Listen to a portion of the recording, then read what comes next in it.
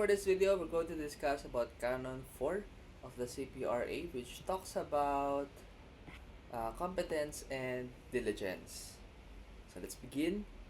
A lawyer professionally handling a client's cause shall to the best of his or her ability observe competence, diligence, commitment, and skill consistent with the fiduciary nature of the lawyer-client relationship, regardless of the nature of the legal matter or issues involved, and whether for a fee or pro bono. So, first duty under this canon: duty to provide competent, efficient, and conscientious legal service. So, what is this? A lawyer shall provide legal service that is competent, efficient, and conscientious. Okay? So, a lawyer shall be thorough in research, preparation, and application of the legal knowledge and skills necessary for an engagement. Now, we have a sample case. It's a case on 2016, Sanchez versus Aguilos. So, the issue here is whether or not Aguilos should be held administratively liable for misconduct and be ordered to return the attorney's fees paid. The Supreme Court held yes, because a reading of the answer filed by the respondent would show that he himself is not well versed in the grounds for legal separation. So clearly, the respondent misrepresented his professional competence and skill to the complainant. So he transgressed Canon 18 and Rules 18.01, .02, and .03. Okay, but this is the CPRA before. Okay, so we have a revised now, di ba?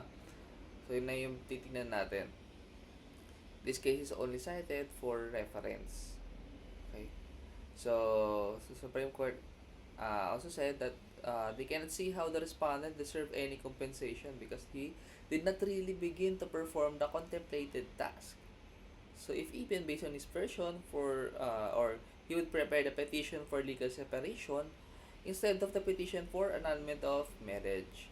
And the attorney who fails to accomplish the task he should naturally and expectedly perform during his professional engagement does not discharge his professional responsibility and ethical duty toward his client.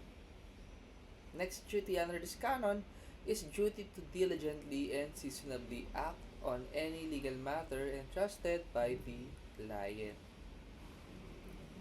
So, a lawyer shall diligently and seasonably act on any legal matter entrusted by a client. Medyo maingay. So, ulitin ko A lawyer shall diligently and seasonably act on any legal matter entrusted by a client. Next, a lawyer shall be punctual in all appearances, submissions of pleadings, and documents before any court, tribunal, or other government agency in all matters professionally referred by the client, including meetings and other commitments.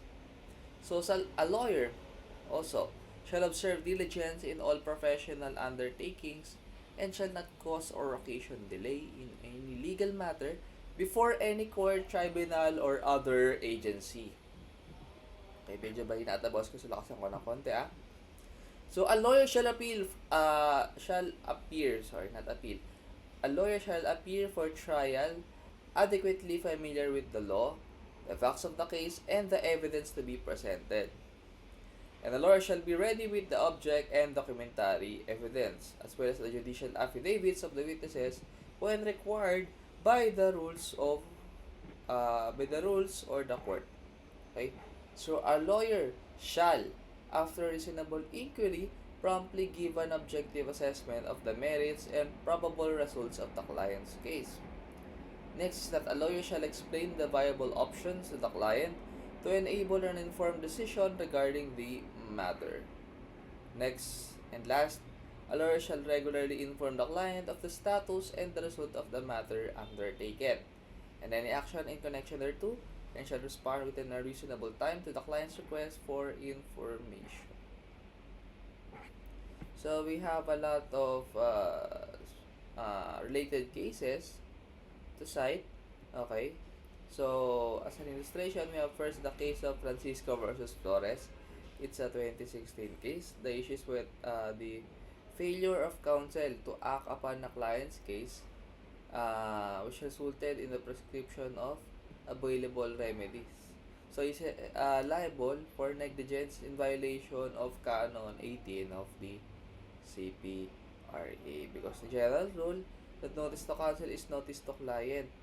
Okay, but the rule remains until counsel notifies the court that he or she is withdrawing his or her appearance, or client informs the court of change of counsel, and untruthful statements within pleadings filed before courts to make it appear that the pleadings are filed on time are contrary to a lawyer's duty of committing no falsehood.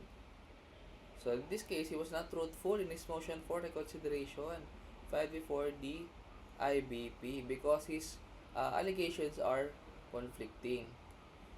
Yun. So, that's what happened in this case. Next is Enriquez versus uh, Lavadia. It's a 2015 case.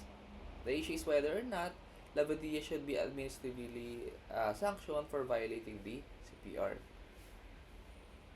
The Supreme Court held the affirmative, and the lawyer is expected to serve his client with competence and diligence.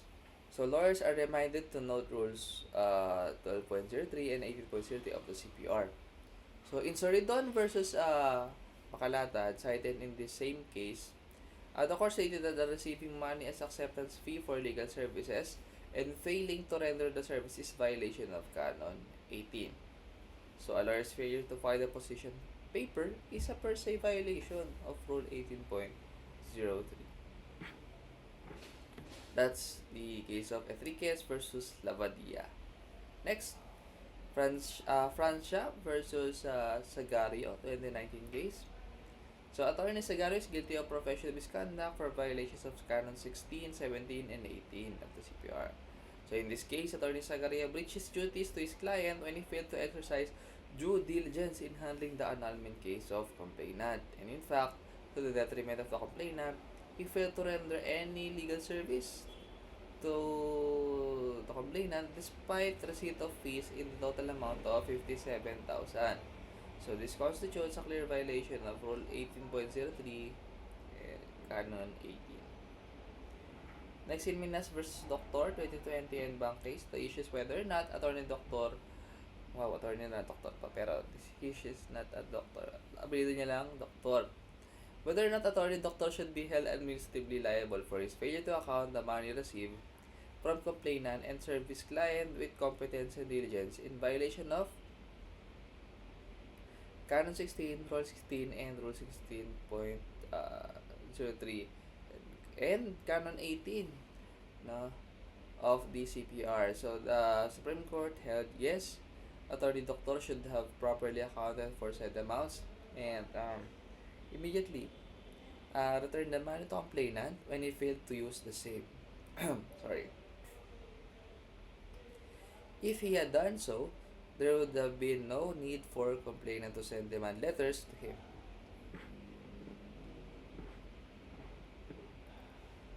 Sorry, just take a break.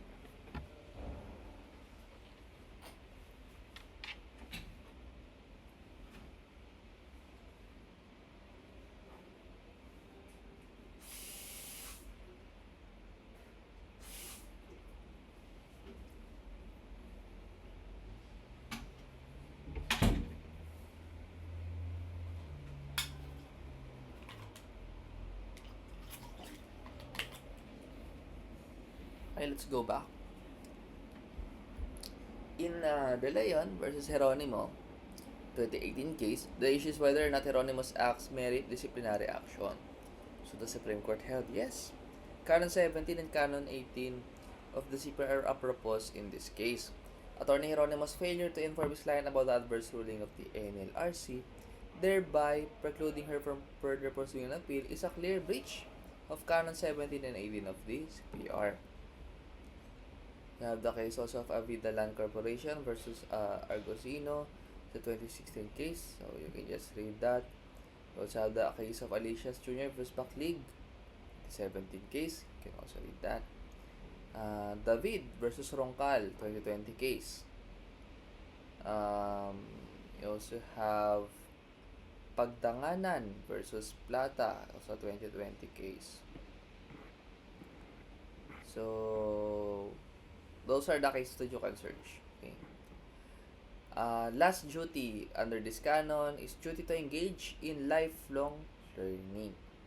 Okay, so lifelong learning, because a competent lawyer engages in lifelong learning through the continued development of professional skills. The next video will be about Canon 5, about equality. Okay, so that's it for this video. Thank you for watching.